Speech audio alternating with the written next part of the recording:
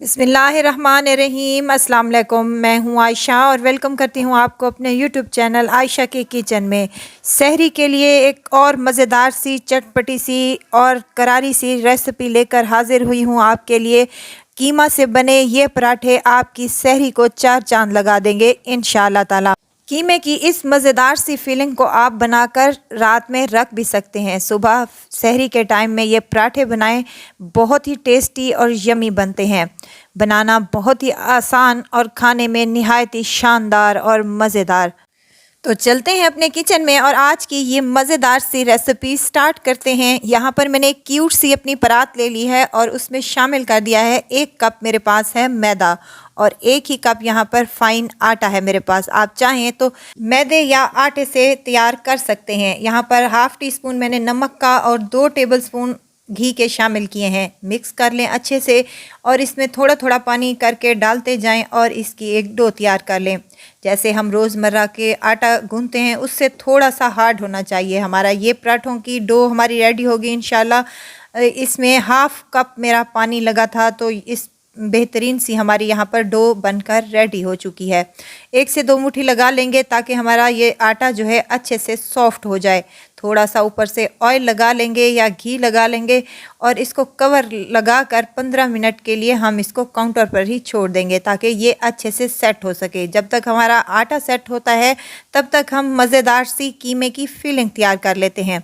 यहाँ पर एक कढ़ाई ले ली है मैंने और उसमें शामिल कर दिया है 3 टेबलस्पून ऑयल के। ऑयल थोड़ा सा गर्म हो जाए तो यहाँ पर हाफ़ टी स्पून मेरे पास सफ़ेद ज़ीरा है, ये शामिल कर दें और 1 टेबलस्पून यहाँ पर अदरक और लहसुन का पेस्ट है, ये शामिल करके इसको अच्छे से कड़कड़ा लें ताकि लहसुन अदरक का जो कच्चापन है वो दूर हो सके। अब यहाँ कीमा ले लिया है मैंने, ये तकरीबन 200 ग्राम के करीब है, तो इसको इसमें शामिल कर दें। ये हाथ का कुटा हुआ कीमा है, थोड़ा मोटा सा है, आप चाहें तो मशीन से भी करवा सकते हैं। यहाँ पर मैं दही का यूज़ कर रही हूँ, 2 चम्मच दही के इसमें शामिल कर दें। भूनते वक्त ही डाल दें ताकि ये अच्छे से सॉफ्ट हो जाएं। दही डालने का मकसद ये है कि हमारा कीमा हार्ड नहीं बनेगा तो सॉफ्ट ही बनेगा इंशाअल्लाह ताला। अक्सर औकात कीमा हमारा हार्ड ही बनता है चिकन वाला, तो दही डालने से ये अच्छे से सॉफ्ट बनेगा इंशाअल्लाह ताला। यहाँ नमक का यूज़ किया है मैंने 1 टीस्पून के करीब, या आप अपने टेस्ट के मुताबिक कम या ज़्यादा कर सकते हैं। अब कीमे को अच्छे से भून लें ताकि इसका कलर भी चेंज हो जाए और इसका कच्चापन भी दूर हो सके। 3 से 4 मिनट तक इसको अच्छे से भूनने के बाद इसमें मज़ेदार सी खुशबू आना शुरू हो चुकी है और ऑयल भी काफ़ी ऊपर आ चुका है। अब इसमें हम कुछ मिसालें शामिल करने लगे हैं। हम मिसालों में मेरे पास भुना कुटा सफ़ेद ज़ीरा है 1 टीस्पून हल्दी का है और 1 टीस्पून यहाँ पर मेरे पास खुश्क धनिया है और 1 टीस्पून यहाँ सुर्ख मिर्च का पाउडर है, ये शामिल कर दें। अब यहाँ 3 से 4 हरी मिर्चें हैं, ये जो कड़वी वाली नहीं होती ज़्यादा, वो इसमें चॉप कर शामिल कर दें। इसका टेस्ट मज़ीद बढ़ जाएगा इंशाअल्लाह ताला। इसको अच्छे से फ्राई कर लें। फ्राई करते वक्त इसमें थोड़ा सा पानी शामिल कर लें ताकि कीमा में जो हमने मिसाले शामिल किए थे वो जलने ना पाए। अच्छे से मिक्स कर लें और पानी इसके खुश्क होने तक इसको फ्राई कर लें। अगर आपको यहाँ पर मेरी वीडियो ज़रा सी भी अच्छी लग रही है तो लाइक करें, सब्सक्राइब करें और साथ में बेल आइकन के बटन को भी ज़रूर प्रेस कर दिया करें ताकि मेरी हर नई आने वाली वीडियो आप तक पहुँचती रहे। यहाँ पर कीमा अच्छे से फ्राई हो चुका है। अब यहाँ पर मेरे पास 2 मीडियम साइज़ के प्याज थे जिन्हें मैंने चॉप कर इसमें शामिल कर दिया है। एक प्याज डालने से एक तो इसकी क्वांटिटी भी बढ़ जाएगी, दूसरा इसका फ्लेवर बहुत ही टेस्टी और मज़ेदार आएगा इंशाअल्लाह ताला। प्याज डालने के बाद इसको ज़्यादा हमने पकाना नहीं है, बस 1 से 2 मिनट तक इसको फ्राई करना है ताकि इसका कच्चापन दूर हो जाए। अब इसमें गरम मसाला शामिल किया है मैंने हाफ़ टीस्पून और हरा धनिया शामिल कर दिया है। इसको अच्छे से मिक्स कर लें, इसको एक और ट्विस्ट देने के लिए और इसको मज़ीद मज़ेदार और चटपटा करने के लिए यहाँ पर मैं शामिल करने लगी हूँ 2 अंडे हैं मेरे पास।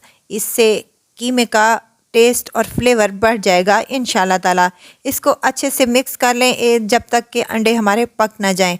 तो यहाँ पर मज़ेदार सी और चटपटी सी हमारी फिलिंग बनकर रेडी हो चुकी है। इसको साइड पर रख दें ठंडा होने के लिए। अब हम आटे की तरफ आते हैं। आटे को 15 से 20 मिनट हो चुके हैं सेट हुए, तो इसके हम पेड़े बना लेते हैं। दरमियाना साइज़ का एक पेड़ा यहाँ पर मैंने तैयार कर लिया है। इसी तरह तमाम पेड़े मैं अपने रेडी कर लूँगी। तो यहाँ पर एक पेड़े को उठाना है और बाकी को ढाँप कर रख देना है। काउंटर पर थोड़ा सा मैदा डस्ट करेंगे और इसको बेलन की मदद से बेल कर एक रोटी की शेप में दे देंगे। रोटी ना ही ज़्यादा पतली हो और ना ही ज़्यादा मोटी हो। रोज़मर्रा जैसे हम रोटी बेलते हैं बिल्कुल वैसी ही रोटी आप बेल लें। तो यहाँ पर रोटी हमारी तैयार हो चुकी है माशाल्लाह से। अब फिलिंग भी हमारी माशाल्लाह से ठंडी हो चुकी है। तो 2 से 3 चम्मच कीमे के हम यहाँ पर रख देंगे। मज़ेदार सा और चटपटा सा ये कीमा हमारा बहुत ही यमी हमारे ये पराठे बनकर रेडी होंगे और बहुत ही टेस्टफुल ये बनकर तैयार होंगे इंशाल्लाह ताला। अब एक साइड उठाएंगे और इसको फ़ोल्ड कर लेंगे। इसी तरह दूसरी साइड को भी हम फ़ोल्ड करके इस पर रख देंगे और ये जो साइड वाली पट्टियाँ बची हैं वो भी इसके ऊपर रोल कर लेंगे। मज़ेदार सा हमारा यहाँ पर पराठा बनकर रेडी हो चुका है। अब इसको हल्के हाथों से बेल लेना है या बेलन की मदद से इसको हमने बेल लेना है एक पराठे की शेप में। एक पराठा हमारा यहाँ पर रेडी हो चुका है। पैन को मैंने पहले ही गरम करने के लिए रख दिया था। आप तवे पर भी इसको बना सकते हैं, कोई इशू नहीं है कि हमारा फ्राई पैन नॉन स्टिक है या नहीं है। तो इसको अप्लाई कर देंगे हम अपने पैन में। एक साइड को इसको पकने देंगे। 1 से 2 मिनट के बाद इसकी साइड को चेंज करेंगे और दूसरी साइड भी इसकी 1 से 2 मिनट पकने के बाद इस पर घी या मक्खन या ऑयल जो भी आपको पसंद हो या आपके पास अवेलेबल हो आप इस पर अप्लाई कर सकते हैं। मज़ेदार सा हमारा यहाँ पर पराठा बनकर रेडी होगा इंशाल्लाह ताला।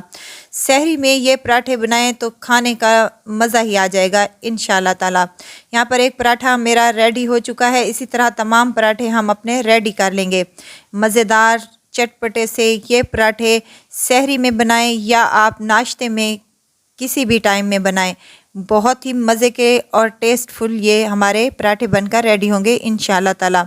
खस्ता मज़ेदार चटपटे से ये पराठे हमारे बनकर रेडी हो चुके हैं। सहरी में बनाएं तो आपके दस्तरखान को 4 चांद लगा देंगे और खाने का लुत्फ़ दोबाला हो जाएगा इंशाल्लाह ताला। ज़रूर ट्राई कीजिएगा और मुझे दुआओं में ज़रूर याद रखिएगा। खुश रहें, खुशियाँ बांटें। इजाज़त चाहती हूँ, फिर आऊँगी इंशाल्लाह नई और मज़ेदार सी चटपटी रेसिपी के साथ। आयशा को दीजिए इजाज़त। अपना बहुत सारा ख्याल रखिएगा। अल्लाह हाफ़िज़।